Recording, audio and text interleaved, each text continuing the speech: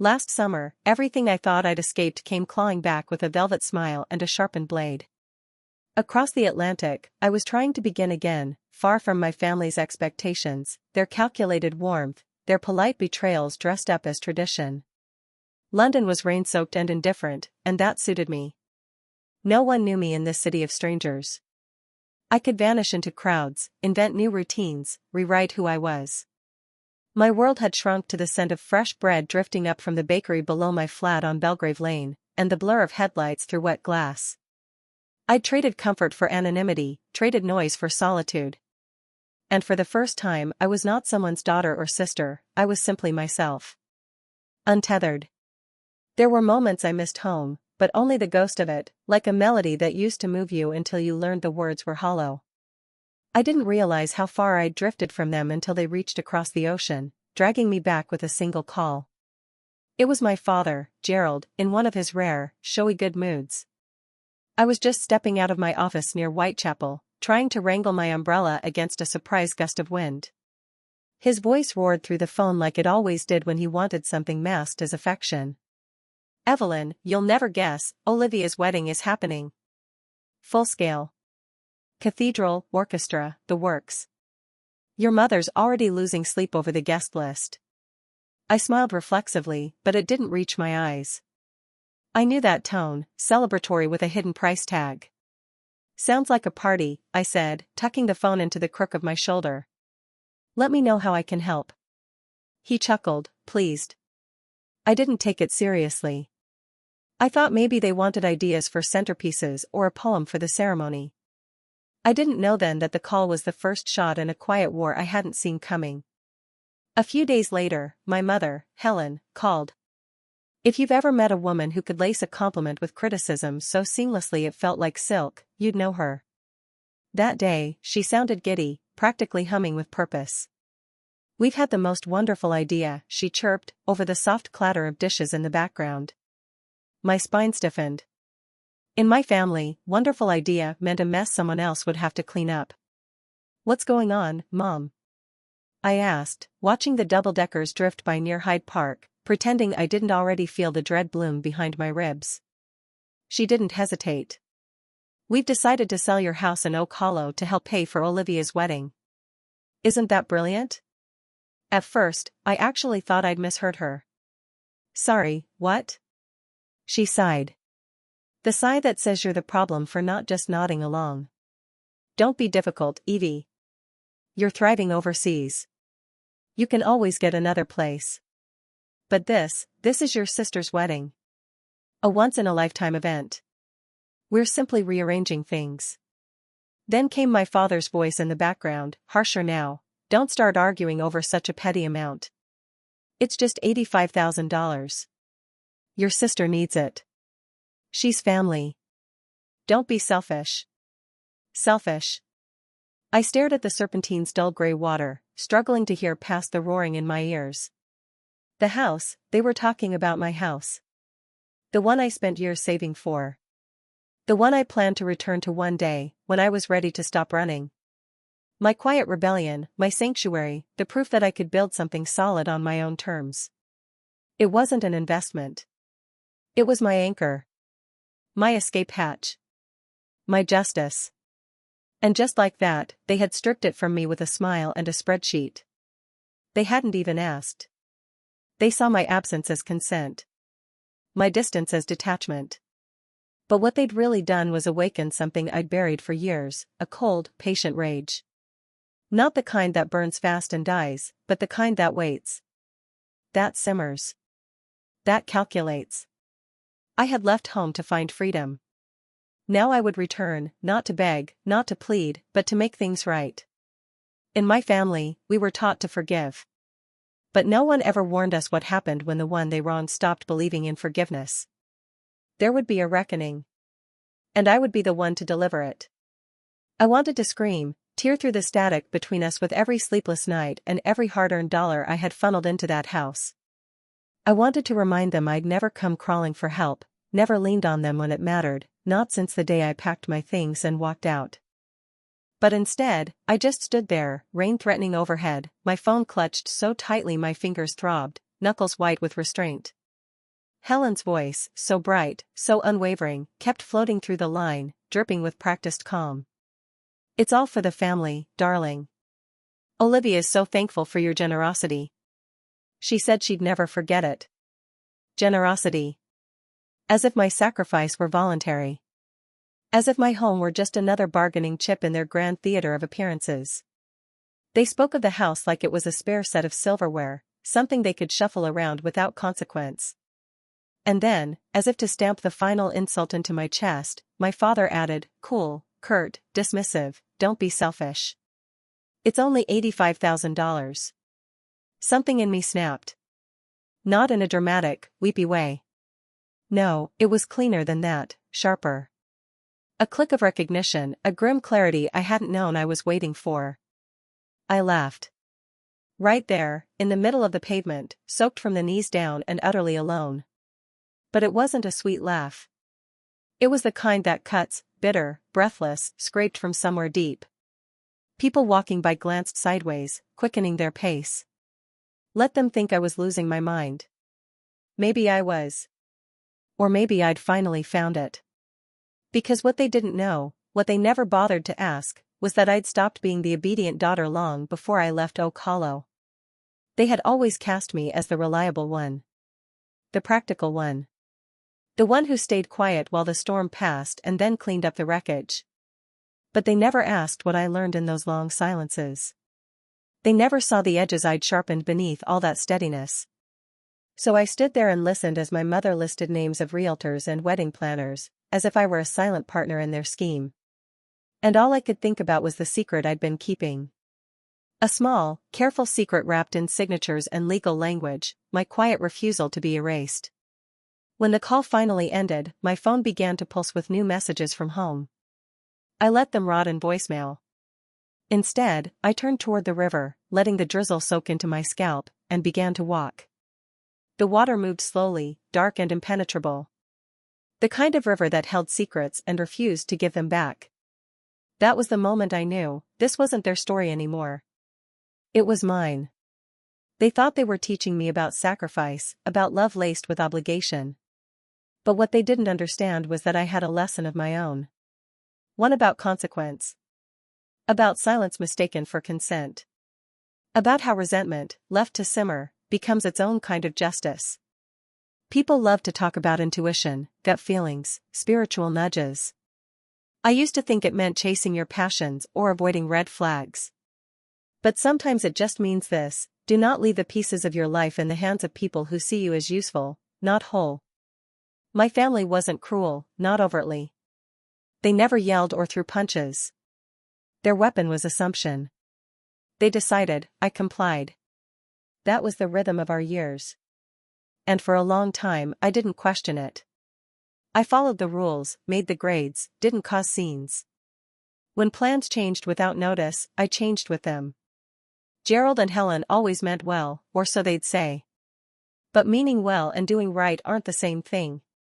So when the opportunity to move to London came, I grabbed it, but I prepared. I prepared like a woman who knew what it felt like to lose things she'd never agreed to give up.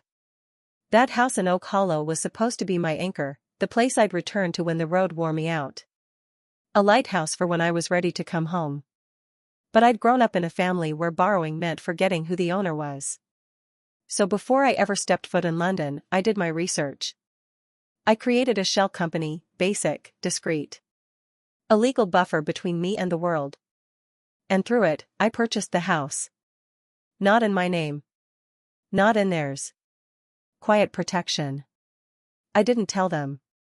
I paid the mortgage, handled the maintenance, all under the radar. Told myself it was practical. What it really was? A promise. That one part of my life would remain untouched by their amazing ideas. What I wanted, more than anything, was something they couldn't reach. A space that was mine in every sense of the word. Before I left, though, I found something else. A tiny, sunlit townhouse in Evermere, a sleepy town I'd fallen for during weekend trips with friends. It was nothing flashy, but it felt like mine the moment I saw it. A place with quiet mornings and ivy crawling up the brick. A place where the silence didn't judge. They thought they'd sold my only home. They had no idea I'd already built a second one. And I wasn't done. Not by a long shot. It had a yellow door. Not bright, not screaming for attention, just soft and sure, like a secret whispered to those who knew where to look. The garden in back was barely larger than a picnic blanket, but it was enough. I bought the townhouse in Evermere quietly, in my name, with no witnesses but a kind-eyed realtor named Hannah. She reminded me of my Aunt Lila, the only adult in my childhood who'd ever told me I didn't have to say yes just to keep the peace. The house wasn't grand, not like the one in Oak Hollow, but when I signed the papers, something unlatched in my chest. A breath I didn't know I'd been holding slipped free. For the first time in years, I owned something without strings, without explanations. Mine. So when my parents casually announced that they'd sold my house to fund Olivia's spectacle of a wedding, I didn't panic. I didn't shout. I didn't even flinch. I just smiled. Because I knew something they couldn't touch that house. Not without unraveling a legal knot I'd tied months before with precise, silent fingers. They hadn't read the fine print. Of course they hadn't. While they were arguing about floral arrangements and obsessing over the exact shade of imported ivory for table linens, I'd been safeguarding my future, quietly, thoroughly, and with the kind of care you learn from years of being the one no one expects to fight back. The next morning, the barrage began. A dozen messages from Helen before I'd even finished my first espresso. Can you transfer the funds today? The buyers are ready to close. Her texts came rapid fire, like bullets from a trembling hand trying to keep control. Gerald left a voicemail, all clipped impatience and strained authority. Let's not complicate things, Evelyn. We've all got enough on our plates. And then Olivia. Sweet, golden Olivia. The diplomat. I know this is a big ask, she wrote, but Mom says we need the money before the weekend. Michael's family just arrived from Boston, and we're all counting on you. I was sitting in a corner booth at St. Luna Cafe off Redbridge Road, sipping my overpriced cappuccino while the drizzle traced soft rivers down the window pane. Around me, the city hummed, students typing furiously, tourists arguing over tube maps, the barista laughing over a spilled shot of espresso. I was surrounded by strangers who didn't know my name, and I'd never felt more at home. Once upon a time, I would have replied instantly, scrambling to make it all okay. I would have transferred the money, apologized for the delay, played the responsible daughter. But that girl was gone. Now, I took my time. I composed a message as carefully as if it were a business memo. Calm. Surgical. Undeniable. You might want to review the paperwork. I sent it to all three, Helen, Gerald, Olivia, leaving no room for selective memory or future revision. Just facts. And then I turned off my notifications. Silence. It came slowly, like a storm cloud retreating across the fields.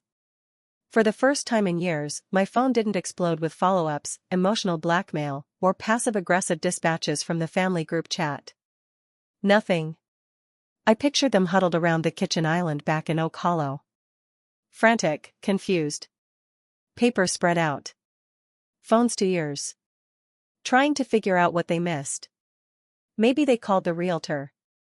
Maybe they rifled through old emails. Maybe Gerald shouted. Maybe Helen cried.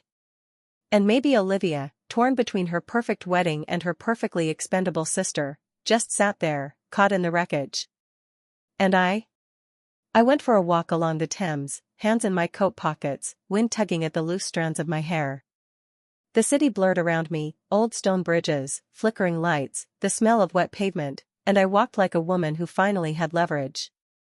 Not power flaunted, but power kept close. Hidden. Mine.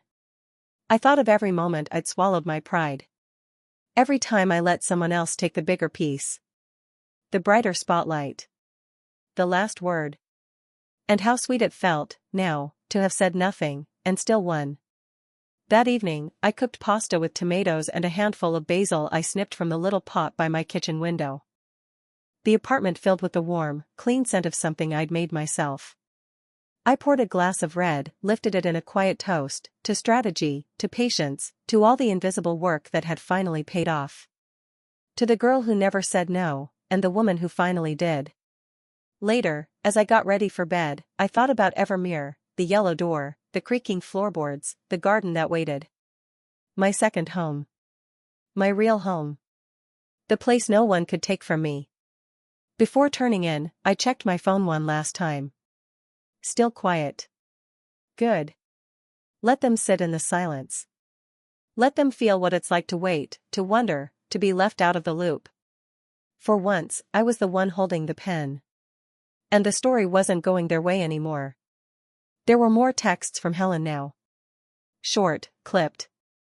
Stripped of her usual gloss. We need to talk. Please call when you can.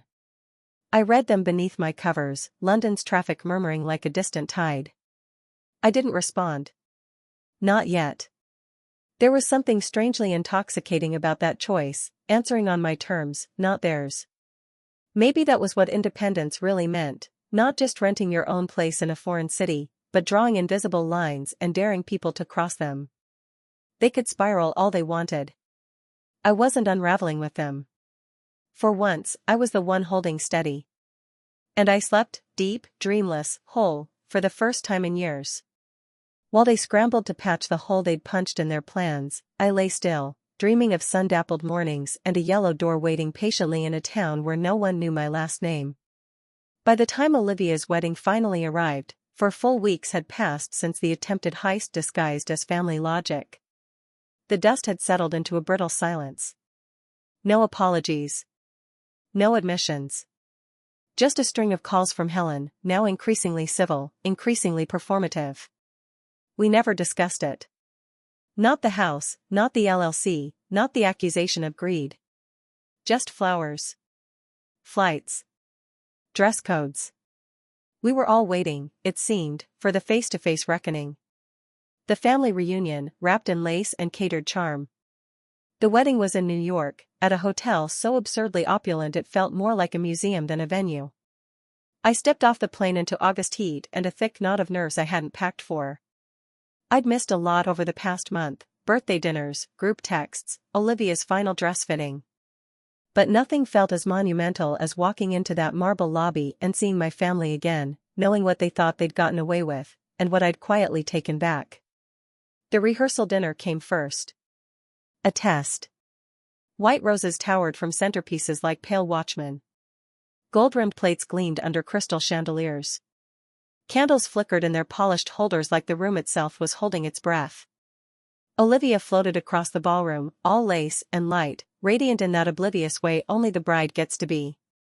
She hugged me like nothing had happened, as if the foundation of our family hadn't cracked beneath us weeks ago.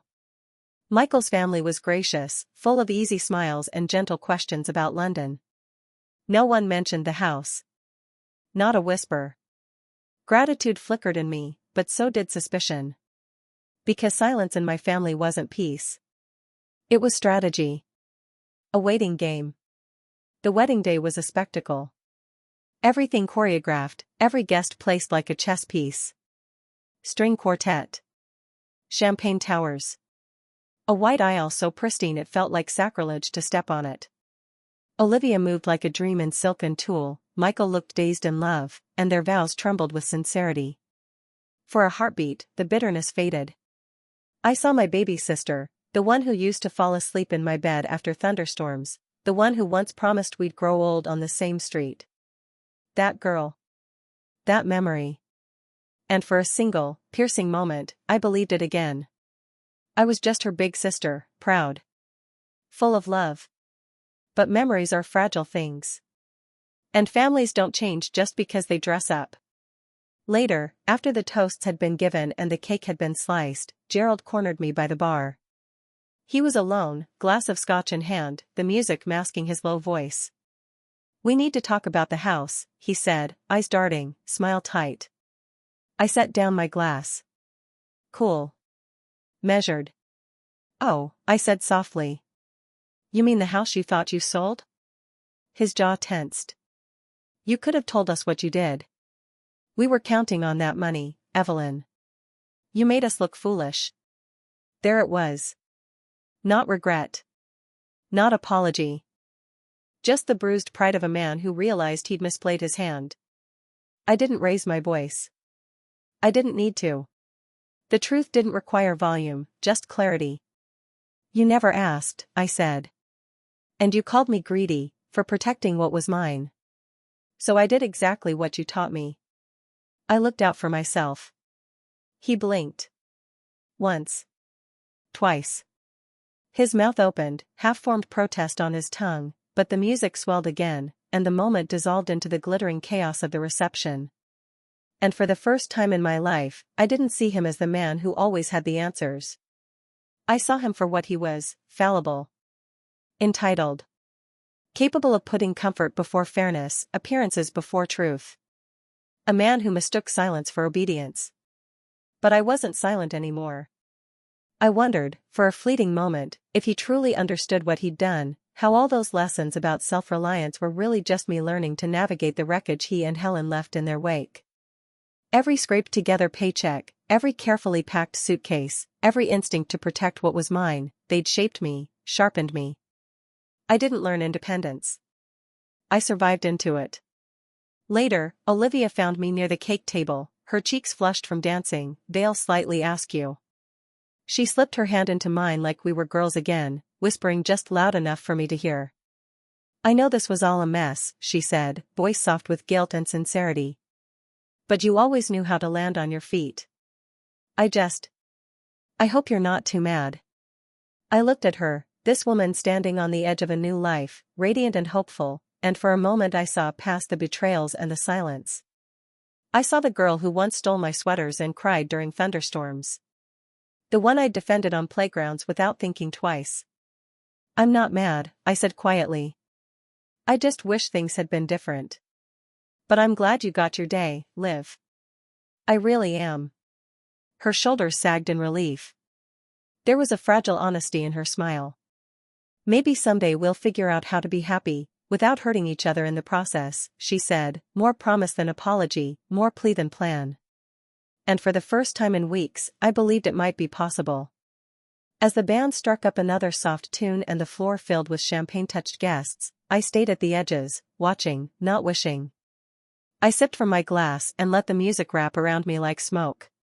For once, the guilt was gone. The old weight of expectation had slipped off my shoulders. I didn't feel bitter. I didn't feel triumphant. I just felt free. I had drawn the line, held it, and still stood here, whole. Not selfish. Not cruel. Just finally intact. Later, as the celebration thinned and laughter faded to murmurs, I stepped out onto the terrace and found Helen wrapped in her shawl, her silhouette soft against the city skyline. She didn't turn when I approached. Just stood there, arms crossed, the breeze catching the hem of her dress like it, too, wanted to leave. I'm sorry things got so messy, she said at last, her voice quieter than I'd ever heard it. I just wanted everything to be perfect. I looked at her, this woman who loved deeply and clumsily, who sometimes confused control with care, and reached for her hand. Maybe it's time to let perfect go, I said gently. Maybe it's time we all stopped pretending and just let each other be. Even if it's messy. She nodded. Her eyes shimmered. I love you, you know, she said. Even when I get it all wrong. I know, I said. I love you, too. The next morning, I left before the first pot of coffee had been brewed. New York shimmered with early light, the streets still half asleep. I slipped away without fanfare, driving south with the windows down and silence in my ears. The miles blurred. Every hour peeled a layer off the past. By the time I reached Evermere, the sky was streaked with gold, and the air smelled like honeysuckle and the promise of beginning again. I parked outside the little townhouse with the yellow door, stepped onto the front stoop, and let myself pause. Really pause. This was mine. I turned the key, and Ruby greeted me like I was her whole world, paws tapping the floor, tail ablur, eyes shining. I knelt to hug her, feeling her heartbeat thrum against mine. The house smelled of wood and lavender. Sunlight spilled across the hardwood, wrapping the room in quiet light. I set my bags down. I locked the door behind me. This was what peace felt like. Not silence from others, but peace within. In the days that followed, everything felt like a dream I'd written by hand. I unpacked slowly, placing my favorite books along the shelves like familiar voices coming home. I pinned up photographs from quiet beaches, foggy cities, sun-drenched hillsides. I planted wildflowers along the garden path and watched them take root, bright defiance growing from soft earth. Even Ruby seemed changed. She spent her afternoons following sunbeams across the living room, curling beside me on the couch as I read, or sometimes did nothing at all. The house wasn't grand. It didn't need to be. It was mine. Every tile, every echo, every silence. Mine. And as the seasons shifted and the flowers bloomed, I came to understand what I'd gained, not just a house, but a home. Not just freedom, but the right to protect what mattered. To protect me.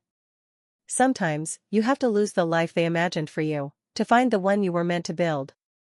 No more secrets. No more justifications. No more shrinking to fit into someone else's comfort. Just this, a yellow door. A rescue dog. A quiet joy. And a life entirely, irrevocably mine. Nashville surprised me. It wasn't just a city. It was a breath I hadn't known I'd been holding. On weekends, Ruby and I wandered the leafy streets to the farmer's market, where neighbors waved from porches or invited us in for sweet tea and stories. No one asked where I came from, or what I did, or why I looked like someone who'd just walked out of a storm. Here, I wasn't the dependable daughter or the one who bailed out the family with quiet sacrifices. I was simply the woman with the scrappy dog and a soft spot for smoked brisket. In Nashville, people looked you in the eye when they said good morning, and they meant it. The rhythm here wasn't rushed. It unfolded like a slow song, and I finally let myself move to it. I found a new kind of belonging, gentle, unforced. I met two sisters who ran a used bookstore a few blocks from my house. We traded dog-eared novels and city secrets. They introduced me to dive bars with the best live music, late-night milkshakes, and a line dancing class where I was hilariously out of step but laughed too hard to care. I found a little cafe with cracked tile floors and a perfect cappuccino, where I worked in the afternoons beneath strings of Edison bulbs and dusty vinyl records on the wall. Each Saturday, I tried a new barbecue joint, each one declaring itself the best in Tennessee, and honestly, they all were, in their own way.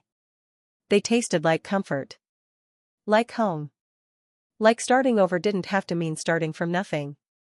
As the heavy heat of summer softened into crisp, amber-streaked evenings, I noticed something else. I felt lighter.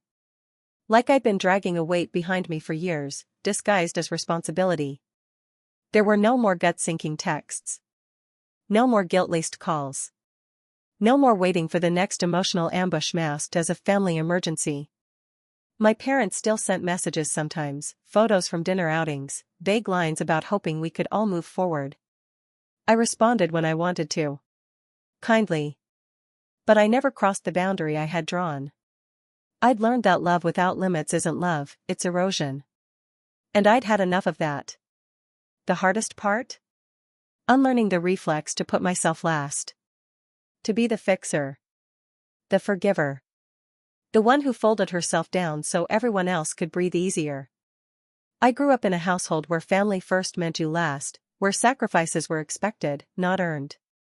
At first, I felt guilty for keeping my house. For choosing peace. For refusing to play the role they'd written for me. But that guilt, like so many things I'd carried, began to dissolve. What replaced it was something steadier, warmer. Pride. I had built something that was mine. Not borrowed. Not shared. Not up for debate. And I had kept it safe, despite everything. Sometimes, late at night, I thought about Olivia. Wondered how married life was treating her. We stayed in touch in ways that didn't stir old wounds, a meme here, a short birthday call there. She never mentioned the house again. And neither did I. I knew her new life was beautiful. And expensive. And probably far more complicated than she let on. Months after the wedding, Helen called. Her voice thinner than usual. We should have been smarter about the money, she admitted. I laughed softly. Sometimes, you only learn the value of a dream after you've tried to give away someone else's. She didn't argue. Sometimes, being called greedy is what happens when you finally stop giving away pieces of yourself. When you choose to protect your future over their convenience. On warm evenings, I'd sit out on the porch with Ruby curled in my lap, watching the fireflies dance across the yard. In those moments, I felt something rare. Something sacred. Peace. No one could take this from me. The house was quiet, filled with light and books and the smell of fresh coffee. There were no shadows of old arguments in the corners. No echoes of sacrifices I didn't agree to make. I kept a framed photo of my family on the mantel. Not out of nostalgia, but as a marker. A reminder of how far I'd traveled, in more ways than miles. Loving them didn't mean surrendering myself. I'd finally learned that. You can forgive without forgetting. You can let go without returning. Sometimes, the most radical thing you can do is build a life that no one else has the key to. As for the house in Oak Hollow, I let them untangle their own mess. It took months. More paperwork than they'd anticipated. And more realization, I hope, that some things cannot be taken just because they were left unattended. My little yellow house in Evermere remained untouched. It was mine in every way. Full of laughter, of morning light, of small joys and long exhalations. A home, not just a place to crash between obligations. When new people asked how I ended up in Tennessee, I'd smile. It's a long story, I'd say. And it was. A story of tangled loyalties and quiet betrayals. Of a house nearly lost, a voice rediscovered, a life rewritten. A story about learning that protecting your dream doesn't make you selfish, it makes you brave. I tell them about the yellow door. About Ruby's sun-chasing naps. About the long walks that feel like prayers. And I leave them with one truth I earned the hard way. Always read the fine print. Never let anyone sell your dreams out from under you. And when you finally find where you belong, lock the door behind you, and never look back.